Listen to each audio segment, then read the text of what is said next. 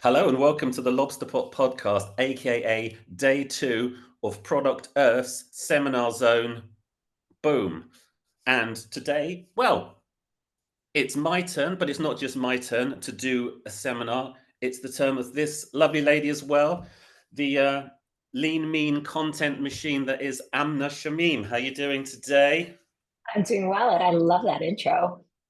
I know. I could have thought of a better one, but it's all I could come up with on such short notice. But there we go. Improvisation is my middle name. Actually, it's not, but it's Keith. But regardless, here we are today doing our seminar. Are you excited? I mean, we didn't get to do it, did we? I mean, we were No, supposed to, no, but we. this is better though, because now people can view it, even ones who weren't at the event. So I I think know. this is, I'm going to focus on the positive. Exactly. Here for posterity for, could be 1,000 years and people will still be watching. Who the fuck am I kidding? Right. So without further ado, let's get into what we're going to be talking about today. So it's going to start off with me talking some chat and then we'll bring in Amna in a bit. But, bear with, it's going to be a good one. So what are we talking about? We're talking about owning the narrative, why content is crucial for cannabis normalization. Boom. Right. So let's get into it. So, cannabis and stigma, enough said, right? So the two have been inextricably intertwined since Anslinger got a bug up his ass about drugs, newspapers, and the BIPOC community. As you can see, this is some of the lovely propaganda that was put out there in the, well, it's been a while. My favorite one here in the picture, you can see the Just Say No one there. So that's from a UK campaign back in the 80s when, kids, everyone thought that kids were just so vulnerable to the drug culture, which, perhaps they were, but it was just a bit over-egged. But anyway, it's nostalgic for me. But yeah, all of this kind of propaganda has been peddled for years for various reasons. But things need to change because the world is changing, right? The world is waking up to legal cannabis. More and more countries are legalizing it, medical and recreational. So, as that's kind of been happening, and concerns around marketing the plant have taken center stage, revealing a complex landscape where legal restrictions, cultural perceptions, and patient needs converge. So, a lot of people, I think, within the industry feel that marketing practice should evolve in a manner that kind of respects both the medicinal value of cannabis and the regulatory frameworks designed to safeguard public health. Well, it would follow. But to be honest with you, right now, the focus of most government policies and public service announcements continues to be harm reduction. When, I guess, broadly speaking, compared to alcohol, tobacco, opioids, and other substances that kind of walk that line of medicinal and recreational. But to be honest, where cannabis is concerned, there isn't really all that much harm to reduce. All right, come at me afterwards if you disagree, but I'll find the science to back up that I'm right because I wouldn't say it otherwise.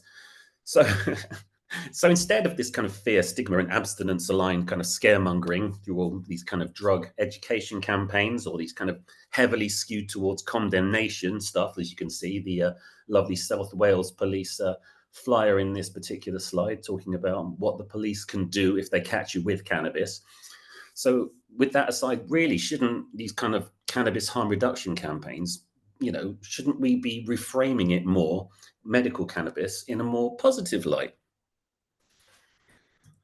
Well, that's something I've seen that actually happening over in Canada. There's a public service announcement campaign which focuses on normalizing safe, considered cannabis use. So they're calling it an approach that's called mindful consumption and benefit maximization. It's been spearheaded by a guy called Dr. Daniel Bear, which is a brilliant name. Actually, I spoke to him recently. Podcast coming soon from Humber College in Ontario. But this fact-based approach kind of looks at aspects like, well, set and setting, and kind of actively asks consumers, what do you want from your cannabis experience? And that kind of got me thinking, well, surely something like that could be effective here in the UK, because again, a lot of the approaches being taken by the public sector range from kind of academic to kind of discriminatory, to be honest with you. So if we're looking for kind of a new approach to kind of positively reframe the effects of cannabis, it needs to be kind of honest and accessible. So just to kind of give you a bit of context around, what we have here in the UK. So we have a medical cannabis community. But again, looking at the figures and, hat tip to VoltFast here, there are probably around, and again, the numbers fluctuate depending on who you ask or where you get your information from. There's around 45,000 patients here in the UK. So again, nation of 67 million people, 45,000 patients, boom. When medical cannabis was first legalized here back in 2018, it was predicted that by 2028, we'd have over 300,000 patients here in the UK. And if we were to kind of try and hit that sort of target from now, considering it's, 4 years away, we're going to need over 5,000 patients per month to sign up for medical cannabis. Well, you can see that stat there. I mean, that was actually calculated in September. So we're a month on from there. But, it's a lot of people. We're not going to get 5,000 new patients a month unless something drastic happens. But again, it's difficult times. So we'll wait and see. But, if we're going to try and even get somewhere near that, if we want more consumers to become patients, then we need to kind of point them in the right direction. But as we're probably all aware here in the UK, medical cannabis is prescription-only medication. And in most cases, they'll be classified as unlicensed CBPMs, or cannabis-based prescription medications. Yes, I said that right. And with unlicensed ones, you can't legally advertise them to the general public or healthcare professionals. So, that is a tricky situation that we're having to navigate. So what do we do? Well, like I was saying, with cannabis, conventional advertising becomes prohibitive. And we've seen some good campaigns actually over here. We've seen things like Curaleaf from Medica and Cantourage, some of the clinics that we have here. They've been doing some interesting work on billboards, TV, online ads, and social media campaigns, which has been interesting to see. But, word on the street, particularly from Curaleaf, I heard this. I'm not going to mention my source, but apparently if you've seen the online ads that they've been putting out there, which kind of talks about medical cannabis in very vague terms, that took them about a year to get that approved, apparently. So again, it's fairly tame and it doesn't actually mention the word cannabis, but there we go. That's kind of what we're up against. But we're looking at other campaigns. Not sure if you've seen this one, but there's a medical cannabis company in Germany called Drappelin, and they did a collaboration with a rapper. You can see her there with a little mask on. She's called Anti-Fox or Anti-Fox. Again, she made a Spotify playlist of songs talking about how much she loves her Drappelin. Impactful, if slightly questionable. And then we have in the US, you can see there's the I'm High Right Now campaign, which has been produced by the Cannabis Media Council and an ad agency, good friends of ours called Sister Mercy. And again, that's sort of reframing, who is a cannabis user. So again, what they've done there is they've used kind of older people talking about, yes, I'm a stoner, just to kind of reframe that kind of narrative, which is cool. So there's lots of things like that. But again, still here, a lot of people don't know that medical cannabis is legal. And if you add to the fact that, according to stats, another 1.8 million people here in Britain are self-medicating using illicit cannabis. So when you think about all of these sorts of different things, all these different challenges, it still becomes clear that, the case for creating information that tells the general public about medical cannabis, that sounds like Sean Connery, oh, I wish, is mission critical. So, however, if we want more people to know about and feel comfortable with medical cannabis, as well as understanding the science, we need to pay more attention to what they want to consume and what they want to feel and experience from consumption. So we need to build this kind of trust and certainty. We need to show cannabis as part of daily life. We need to normalize cannabis. And a great way of doing that is to talk about it, write about it, and encourage meaningful discussion about it. But who's doing that? Could brands be the ones providing this information? Should they?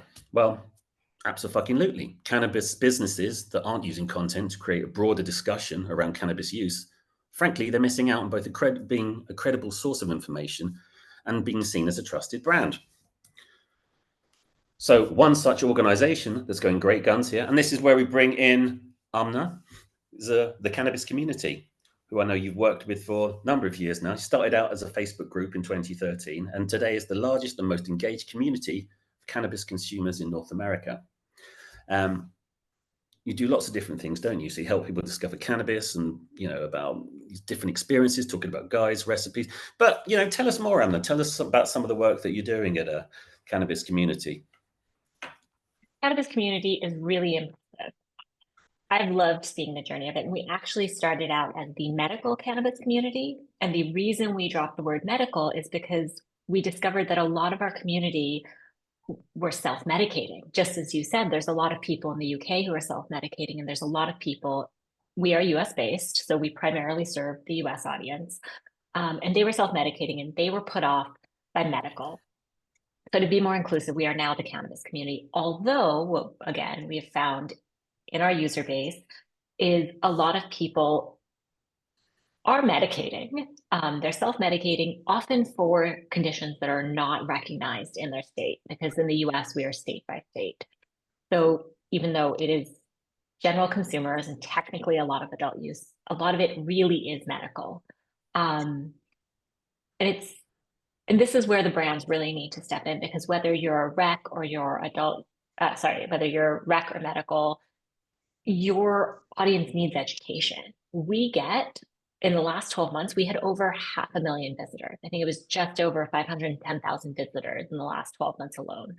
And that's crazy because we're USA focused, but we have visitors obviously primarily from the US.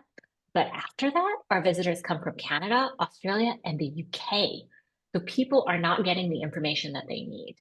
And that's 40,000 visits a month from people who are looking for insights and education about cannabis. We cover a lot of different topics from, like you mentioned, recipes, but we have a series on terpenes. We have a series on different cannabinoids. We have insights into how to make your own cannabis butter.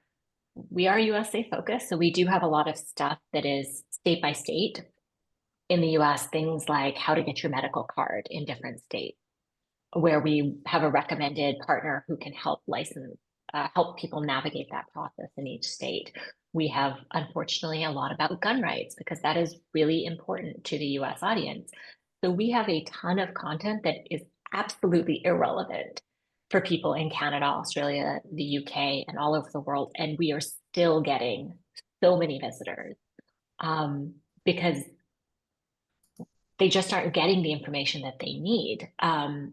There is a paucity of good educational content directed towards people in the UK and other places that tie in things like how to navigate a medical visit, how to ensure that what you're doing is compliant with all the laws in your area, what to do if you get questioned by a police officer. Because as a medical patient, you are allowed to have this, but how do you prove it? How do you navigate these things? And this is more generally relevant, things like how to figure out your method of consumption is really important because some people, vaping is absolutely the best. For other people, it's an edible. For other people, it's tincture. Sometimes it's topical. These are all things brands can and should be doing because we are a volunteer organization. But relying on people to be able to serve in volunteer positions is a recipe for a really slow growing and messy market. For the UK medical market to grow, there needs to be information from a source that can be trusted and a way for people to grow and engage in the medical cannabis community as a community. And there's opportunity here for brands. We only actually operate groups in a couple states because we are a volunteer org and we are small, but we have 30,000 members across our different state groups. We have about 40,000 followers on Facebook. We have about 34,000 on LinkedIn, 14,000 on Twitter. Not even that active on Twitter. And we're really bad at our email list, which again, guys, this is a really good opportunity for a brand to come in. But we have over 8,000 email subscriptions, like people who are desperate to get updates from us that we're a small team. We really can't do that much. So it isn't just this, but if you as a brand are able to build and maintain trust by giving them the information and insights that they need, not just about your products and services, but valuable educational content, not just promotional, like we do. I mean, Adobe says that you can get 72% more consumers to convert. And educated consumers, especially medical, are more likely to convert, and they are more likely to follow doctors' orders because they understand what's happening. So there's a lower customer acquisition cost if you're educating your audience and building their trust in your brand, and that you retain them. And customer retention, we all know, is 5 times cheaper than acquisition. So once you have them, make sure you're serving them. And that means continuing to educate them, offer insights, offer trust, offer. I mean, it doesn't all have to be just about cannabis. It can also be about your business and how you operate and what you're prioritizing. Um, this is this is critical, not just in the UK. This is critical all over the world. So if you are a brand that is operating in the UK or wants to come into the UK, start where you are. Start in your local community, start in your local wherever you are, and do it in other languages. Like the number of people we have who are trying to translate our stuff into other languages is wild. And it is such an incredible opportunity because we are constantly asked, and in our community, we do have some doctors, we do have some brands who are engaging. And the fact that they're able to step in and say, here's what you need to know, here's what matters. Obviously, this isn't medical or legal advice because I don't know all the details of your case, but approach your doctor this way, get this information from here. Because unfortunately, in the UK and in a lot of places, doctors also don't have the good resources that they need. They don't have the education. So often patients are going in knowing more than their doctors and having to educate them and having to refer them to trusted sources. So if your brand can be that trusted source for the patient, it can also be that for the doctors. And that is incredibly powerful. So yeah, content is unbelievably valuable. Content assets are and educational assets, especially if you're doing a good job with them, if you're updating them, they are things that will serve you forever. Because as you mentioned, for Curaleaf, advertising's hard. I've done it in the industry and it is really, really hard because it is not legal in the US. So Google, Facebook, all the major platforms are very nervous about it because they don't want to get smacked down by the US government. So yes, you can advertise. Yes, there's value in it, but it's risky. Influencer marketing, as you called out as well, is risky, like for ROI. Content is your best asset. It is time consuming to do right, but it is absolutely worth it. And we see the numbers, we see the questions, we see the engagement. And if you're a brand that's curious and wants to learn more, come join our community. I mean, you can't show in there and do a ton of promotional stuff. We will boot you, but feel free to come join and see what patients are asking about, see what your audience wants. Like this is incredibly valuable insights. I'm sure, Dave, you're happy to talk to people with your insights. I know that I am. Yeah, absolutely. I mean, again, it's that whole authenticity piece, isn't it? I think again, it's not just showing up, it's showing up in the right place. And if you are in a community or you have access to a community that you can talk honestly without sort of saying, hey, we're this brand, ding, ding, ding, then, well, there's nothing wrong with doing that. But again, it's a very different conversation. That is more the advertising rather than providing people with something of value. And I think, again, that's what a lot of brands do outside of cannabis and what they should be doing more of. A lot of brands are outside of cannabis have access to a lot more data. So they're able to make sure that they're having a conversation where their audience feels seen and heard. So it does feel like a dialogue and they're responding to their consumers' needs and wants. Cannabis brands, and I'm not going to call any out, are pretty bad at this. A lot of it is ego. But if you can have a meaningful dialogue with your audience, with your consumers, I mean, the sky's the limit. If you look at the sort of educational content that big brands have put out over the years, we end up all buying things that we don't need even versus the stuff that we need for our health. And cannabis can do so, so much. And there are wonderful studies coming out. They are obviously difficult to understand. And so part of your job in content is taking that and translating it. And that's a lot of what we do is we really try to make things more bite-sized because there is fantastic, wonderful content out there, but it's horrifically medical. So as a brand, to be that piece in between that takes the science, that takes the studies, there's wonderful stuff that comes out of, there's Science in the City coming up next month or later this month, actually, and in Bordeaux, which is going to be super educational. And there's, fabulous things that I forget, Credo Science, Dr. Ethan Russo puts out. But man, Yep. if you don't understand science, that's tough. So be that piece in between, make it understandable for your audience, and they will repay you financially, quite frankly, because you'll be the person that they trust to get them the information that they need. And I personally and everybody else will buy, especially medical products, from brands that I know, like, and trust. Exactly. Exactly. No, again, it's the same principle, it's still a product that you need to believe in as a consumer, whether you're a patient or a recreational consumer. So that's awesome. Thank you. Cool. I'm going to wrap up this little section and come on with the presentation, which is nearly finished, I might add. So bear with. But no, I think you're quite right. I saw that. Yeah. So again, so many different types of opportunities. And I think, again, as medical cannabis continues to evolve slower than perhaps we'd like, to increase patient numbers, we know the systemic change is needed.